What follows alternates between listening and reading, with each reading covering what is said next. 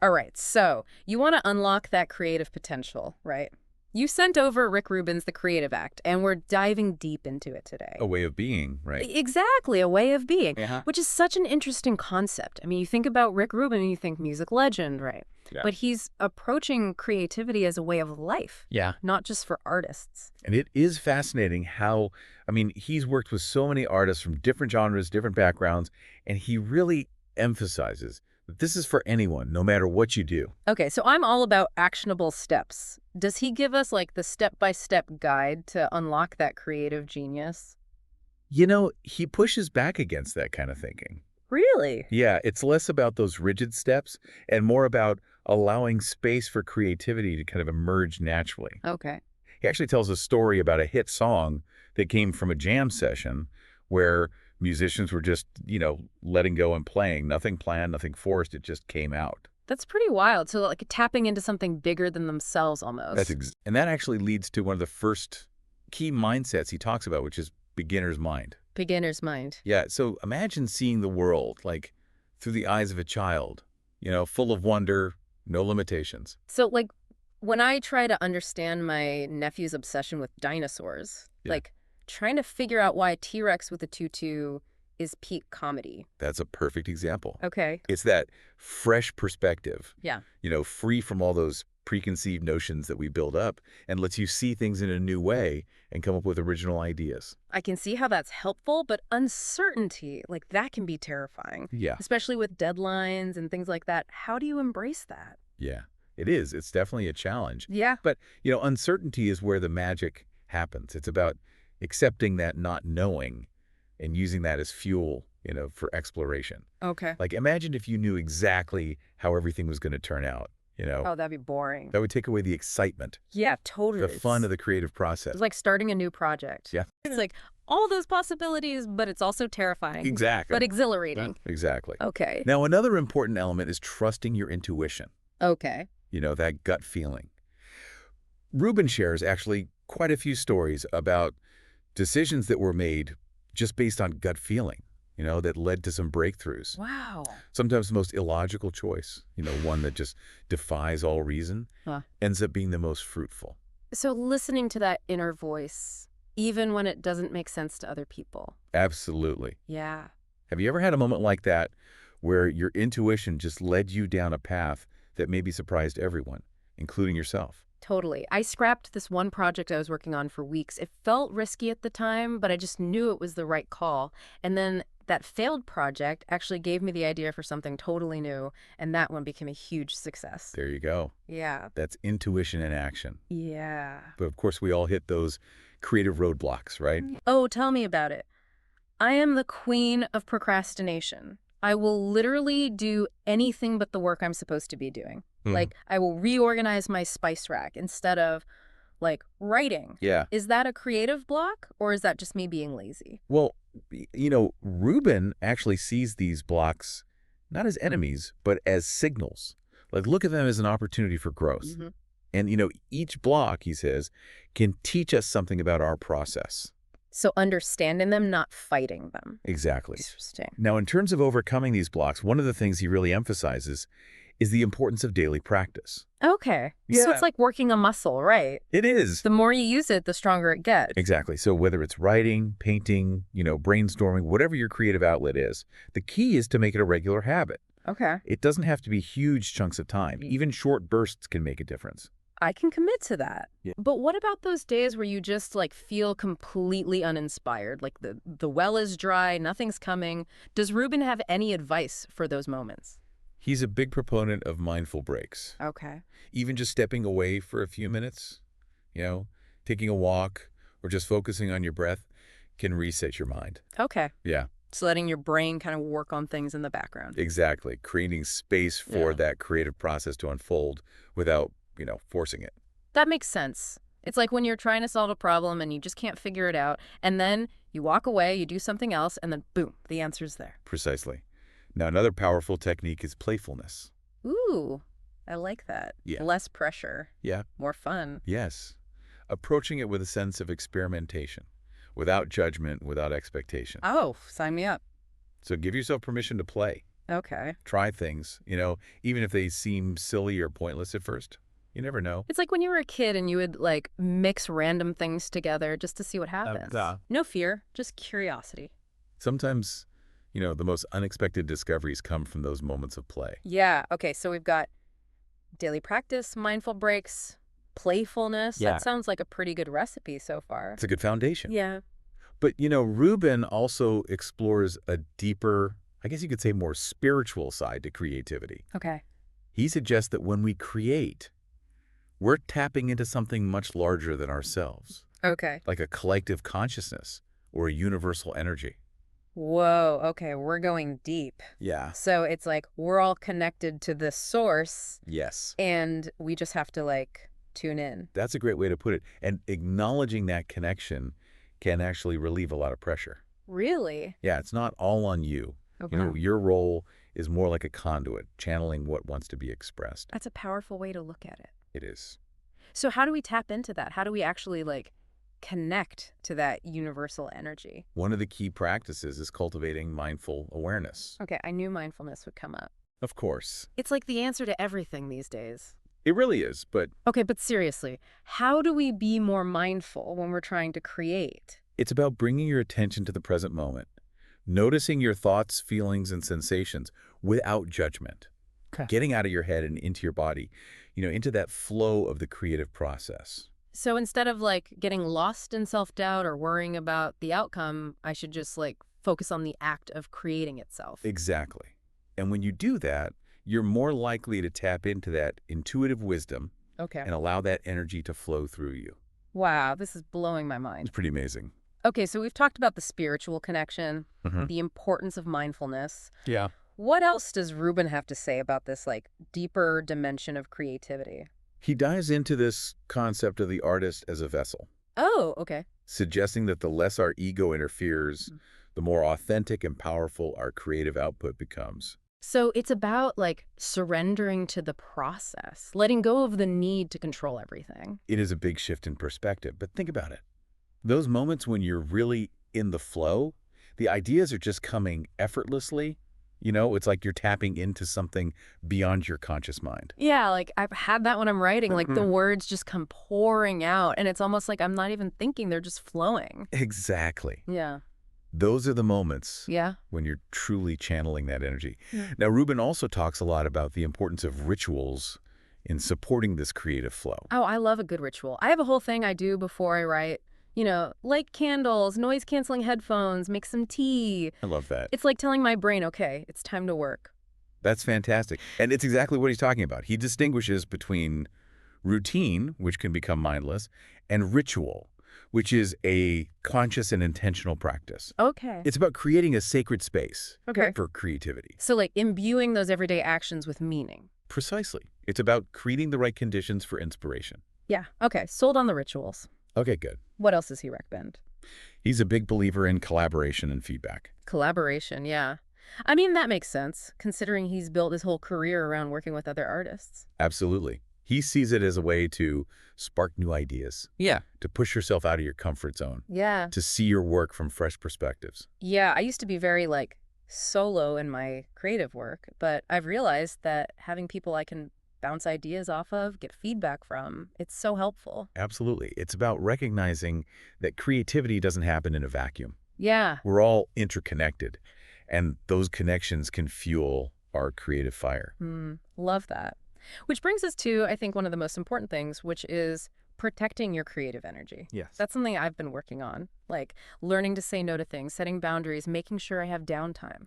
That's fantastic. Yeah. He makes a really good point about rest and replenishment Yeah. being just as crucial as those active creating phases. Oh, for sure. You can't pour from an empty cup. It's so true. It's so easy to get caught up in that hustle mentality. Yes. But, like, neglecting self-care is just going to backfire eventually. It will sabotage your creativity. Yeah. It's about finding that balance Yeah. between pushing yourself Right. and knowing when to step back and recharge. Okay, wow, we've covered a lot. Yeah. From, like, beginner's mind to protecting our creative energy. Yes. Rubin has given us so much to think about. A holistic approach to creativity. Yeah, and incredibly inspiring.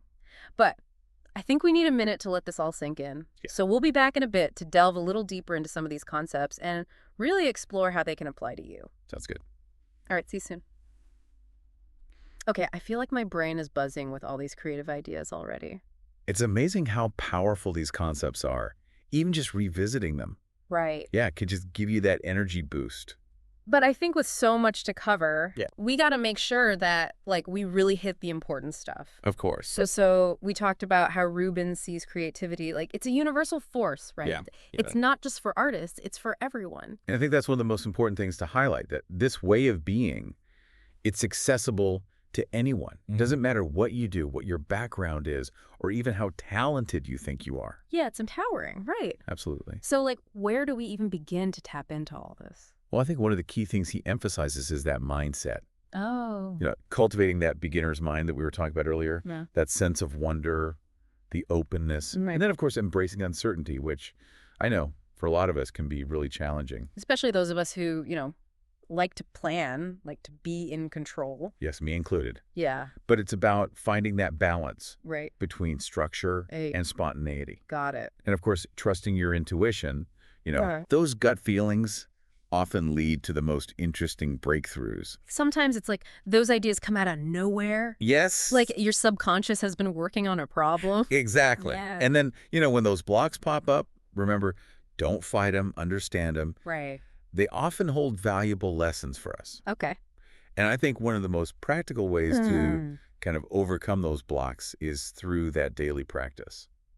I used to think creativity was like waiting for inspiration, Yeah. like a lightning bolt. It's like a magical thing. But it's not. Yeah. It's showing up consistently, Consistency is key. even when you don't feel it. Even when you don't feel inspired. Yeah. Okay. And then those mindful breaks, Oh, yeah. those are so important too. So important. Giving your mind that rest, That reset. allowing things kind of percolate in the background. Yeah, I'm a big fan of walking meditations, Yeah. like getting out in nature, breathing fresh air. It does wonders for creativity.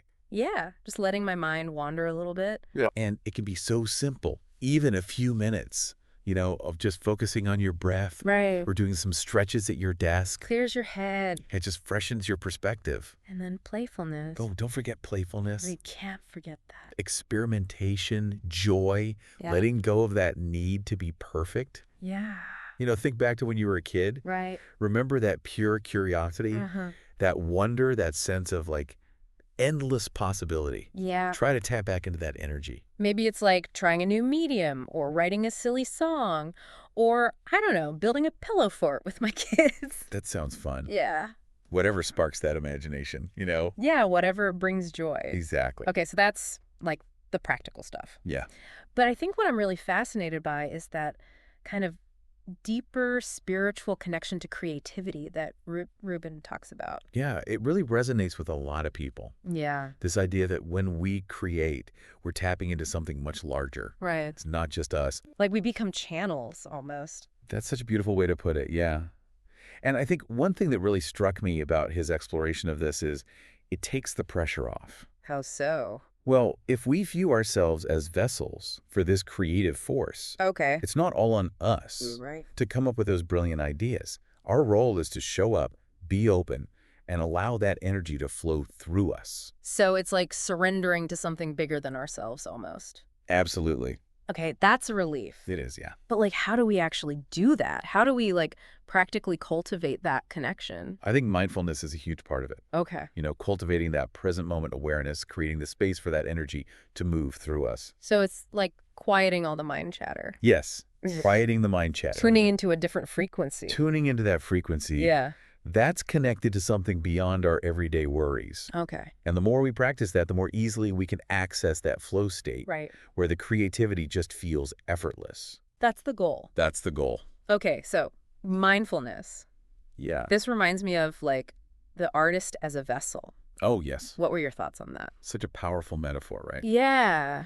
It suggests that the less we let our ego interfere, the more authentic our expression becomes. It's about getting out of our own way, Yeah. allowing the creative force to work through us. It's funny, when I think about the times I've created something that really resonated with other people, Yeah. it was often when I wasn't overthinking it, not trying too hard. It was just flowing. That's exactly what he's talking about. Yeah. Those moments Yeah. of letting go of control, Yeah. surrendering to the process. Okay, so it's like those moments choose us, not the other way around. You could say that, yes. Hmm. And I think that brings us to the rituals, creating that space. Yeah, He emphasizes the difference between routines, which can become mindless, right. and rituals, which have that intention. It's about imbuing those everyday actions with meaning. Yeah, like setting the stage for the inspiration. Exactly. Okay, I'm all about rituals. Good, good. I love it. Something else he emphasizes is the collaboration. Collaboration, which makes sense. Again, like Literally for him. his whole career is working with other artists. Yeah. So he sees that as like sparking new ideas. Yes, pushing us beyond our limits, get a Mhm. valuable feedback. Yeah, I used to be such a lone wolf. I understand. But having like a community, people to bounce ideas off of, Yes. it's a game changer. And it's recognizing that creativity doesn't happen in a vacuum. You know, Yeah. we are all interconnected, and those connections can fuel our creative fire. I love that. Okay, so To one of the most important things, yes, protecting that creative energy. protecting that creative energy, yes. He makes a powerful point about rest and replenishment being just as crucial Right. as those active creating phases. Yeah. We can't be on all the time. Yeah, you burn out. Burnout is real. It's so real. And I like used to think that being busy was like, a badge of honor. I know, right? Yeah. But I've learned that the hard way. Neglecting self-care is just going to sabotage everything. Yeah. It's about recognizing that it's not a finite resource. It's something Mhm. that needs to be replenished. Okay, so finding that balance, like you said before, Yes, finding that balance. between pushing yourself, but also knowing when to like recharge. Yes. All right, I think we've done a pretty good job of like summarizing this whole. It covered a lot of ground. Yeah, we went from practical stuff Over. to spiritual stuff. To the deeper aspects. Yeah, Rubin has given us like a whole toolbox He really has. to work with. And it's important to remember they're all interconnected. Yeah. It's all part of this holistic, sustainable approach. So the question is like, how do we bring all of this together Yes. in a way that works for each of us? In a way that works for you. And that's actually what we're going to explore in the final part of our deep dive today. Okay, love it. So we'll be discussing some practical steps you can take, to unlock that potential, to integrate these principles into your life. Sounds good to me. All right, so much to unpack here with Rick Rubin's The Creative Act. It really is. From those mindset shifts to those techniques and even like that spiritual side of creativity. A lot to explore. It really is. So, it's all about seeing it as a way of being. A way of being. Yeah. Force that flows through us. When we create those right conditions. Yeah, and like those conditions, they can look different for everyone. Absolutely. There's no one size fits all. Right. Yeah. When it comes to unlocking that creative potential. Totally. But I think like what Rubin gives us is like a framework. Yeah, a good set of principles. Yeah, that we can adapt, To your own, unique situation. Exactly. So like if someone's listening to this right now and feeling like super inspired Yeah. to tap into their creativity, what are like some things they can actually do starting today? Well, we talked about daily practice. Okay. Again, it doesn't have to be a huge time commitment, Right. but consistency is key. Right. So even 15 minutes a day of, Right. writing, painting, brainstorming, Whatever it is you do. yeah, can make a big difference. And it's about like finding that thing that works for you. Yes, absolutely. Maybe it's journaling in the morning or drawing during your lunch break. Yeah, whatever fits. Yeah, it's just like make it a habit. Make it a habit, exactly. Okay, and then of course we have those mindful breaks. Oh, yes, those are crucial. Got to prevent that burnout. You gotta let your subconscious do its thing. Yeah. I'm a big fan of like walking meditations. I love that. Get out in nature, breathe some fresh air, let my mind wander. Yeah, that's fantastic. It does wonders for me. It does wonders. And you don't have to make it complicated, right? No, not at all. Yeah. Even just a few minutes of focused breathing or some Yeah. stretching at your desk. Yeah, that reset. Clears your head. Yeah, and then, got to bring back that playfulness. Yes, never forget the playfulness. Experiment, have fun. Yeah. Don't worry about being perfect. Think back to when you were a kid. Yeah, Remember that feeling? right. That sense of wonder, just pure curiosity. No fear. No fear, just what if? So, like, try a new art medium, maybe write a silly song. Oh, Yeah. the fart with my kids. Pillow forts, those are the best. Exactly. Yeah, just whatever sparks that imagination. Yeah, and brings that joy. That's what matters. Okay, so we've got those practical tips, but I want to go back to, like, Yeah. that connection to something bigger Oh, that yes. Rubin talks about. Universal creative energy. It's like, it's humbling, It is. but it's also, like, really empowering. Very much so. Knowing that, like, we're not alone in this. Yeah. We're part of something bigger. So, like, how do we cultivate that connection? I mean, we talked about mindfulness, Mindfulness is key. but is there anything else? Like, are there other practices we could try? Yeah, he suggests exploring different spiritual traditions, Okay. like maybe meditation, yoga, spending time in nature, Okay. whatever resonates with you. Yeah. It helps you connect to that sense of awe, that wonder. It's like remembering that we're not separate. We're not separate. We're Yeah. part of it. Yeah, we're all connected. Exactly. And I think going back to something else that really resonated with me was, like, protecting our creative energy. Oh, yes. It's so easy to get, like, swept up in the busyness. In the hustle. Yeah. And forget to take care of ourselves. Yeah, I've definitely been there. He talks about setting boundaries. Yeah. Saying no to things that drain us. Right. And making sure that we have that downtime to recharge. It's like creativity is not a switch you can just turn on and off. It's not a machine, no. It's like it needs to be taken care of. It's like an ecosystem. Yeah, exactly. Like you have to nurture. And sometimes, protecting it means stepping away, Yeah. like taking a break, going on a retreat, Absolutely. spending time with loved ones, or doing things that bring you joy. Anything that fills you back up. Yeah, that's like the key, right? The key. To keeping that well full. Exactly. It's remembering that, like, your well-being. Yeah. It matters for your creativity to thrive. to thrive. Yeah. Absolutely. Okay, so I love this idea of, like, the artist as a vessel. Yeah, it's powerful. Yeah, it's like letting Let go of the ego. of that ego, surrendering to the process, Trusting. trusting and embracing the uncertainty. Not knowing. Yeah. Yeah, and just like being willing to experiment. And remembering, like, we're all capable of creating amazing things. No art. We just got to make space for it. That's it. Create the space. So, like, if you're feeling inspired right now, Yeah. choose one thing. It's just one little step, Yeah.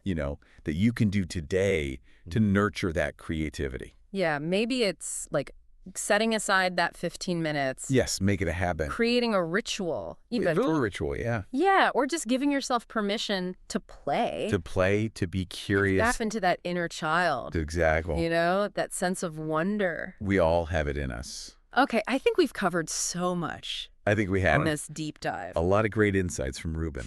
It is. And I hope you are feeling inspired, Empowered to create. to embrace your own creative journey, because that's what it is. It's a journey. It's a process. Yeah. It's about that exploration. Yeah, and bringing something new into the world. Sharing your unique gifts with the world. Exactly. And, if you ever find yourself feeling stuck, Or discouraged. yeah, like, come back to these principles. Revisit the book. Yeah. Remind yourself that you are creative We all are. and that you are capable of amazing things. Yes.